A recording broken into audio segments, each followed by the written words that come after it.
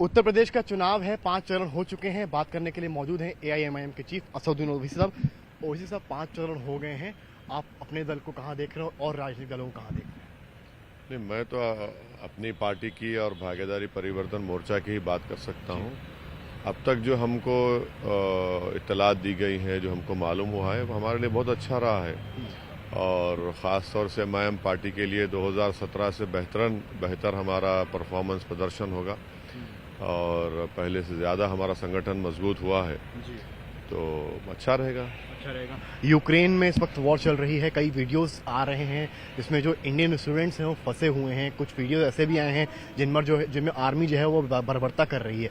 असदुद्दीन ओवैसी का पूरे मामले में क्या मैसेज है? मेरा मानना यह है कि जब गुजराल साहब की सरकार थी तो इराक की जब जंग शुरू होने से पहले 1,70,000 भारत के नागरिकों को उन्होंने वहां से निकाला था, एयरलिफ्ट किया था।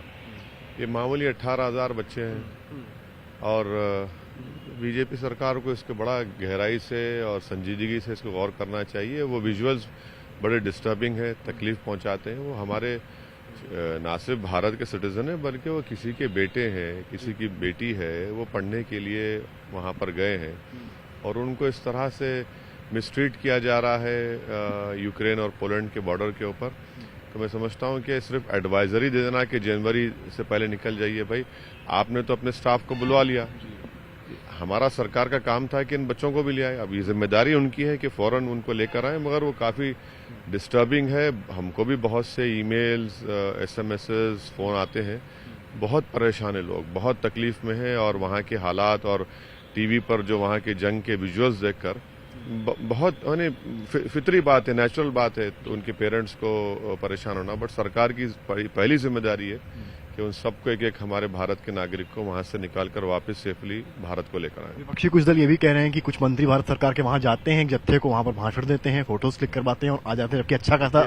मैं ये सिर्फ यही कह रहा हूँ कि ये सरकार की जिम्मेदारी है। मैं तो एग्जाम्पल दे रहा हूँ कि गुजराल साहब की सरकार ने 1,70,000 भारत के नागरिकों को, इससे बदतर हालात थे इराक में, तो अब ये सरकार की जिम्मेदारी है और वो अपना पूरा रिसोर्सेज इस्तेमाल करें, अपने इन्फ्लुएंस को भारत के इस्तेमाल करें और हमारा कोई भी युवा स्टूडेंट यूक्रेन में नहीं फंसना चाहिए। सरकार की जिम्मेदारी उनको लेकर आए। अनीस खान को लेकर सर एक सवाल मेरा है, बंगाल में जो कांड हुआ है, जो चेस हुआ है, उसको कैसे देखते हैं कि यूनिफॉर्म में लोग आते हैं और इस तरह की घटना कर लेते हैं?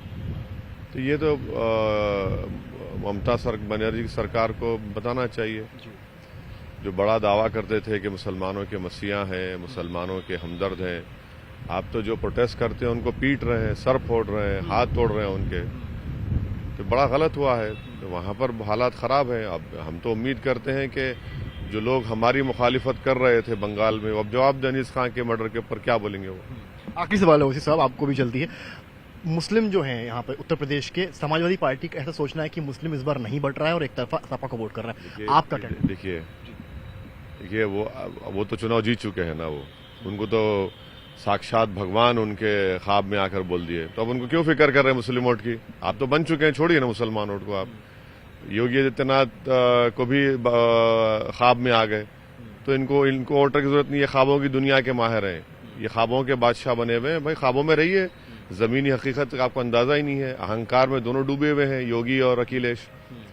तो इनका इतना गुरूर और तकब्बुर इन लोगों में है कि बोले जा रहे हैं, अनाप शनाप बोले जाते हैं। बहुत शुक्रिया सर आपका समय देने के लिए। तो ये थे हमारे साथ असदुद्दीन साहब। यूक्रेन को लेकर उन्होंने बताया है कि भारत सरकार को कड़े कदम उठाने चाहिए, तो वहीं योगी और अखिलेश पर कड़ा वार करते हुए कहा कि दोनों ही अहंकार में चूर हैं और ख्वाबों की दुनिया में जी रहे हैं। कैमरामैन संदीप के साथ समर्थ श्रीवास्तव, आज तक।